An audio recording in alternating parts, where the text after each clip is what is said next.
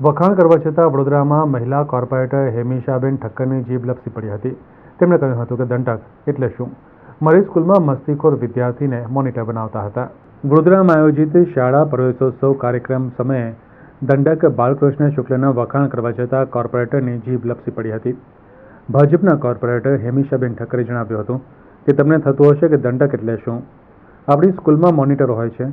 હું સ્કૂલમાં હતી ત્યારે શાળામાં રિવાજ હતો કે સૌથી મસ્તીખોર જે કોઈનું ના સાંભળે, પોતાની મનમાની કરે, લેસન કમ્પ્લીટ ન કરે અને મસ્તીખોર બાળકને અમારા ટાઈમે તેને મોનિટર બનાવતા. ભાજપના કોર્પોરેટરે દંડકના વખાણ કરવા છતાં તેમની જીભ લપસી ગઈ હોવાનું જાણવા મળી રહ્યું હતું.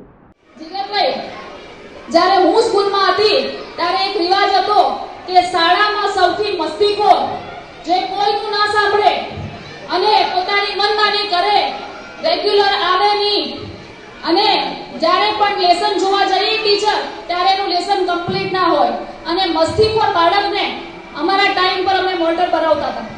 તો મોનિટર એટલે ક્લાસની સાર સંભાળ રાખનાર એવા આપણા દંડક વિધાનસભાના ધારાસભ્ય શ્રી બાલુભાઈ શુકલ ઉપસ્થિત છે.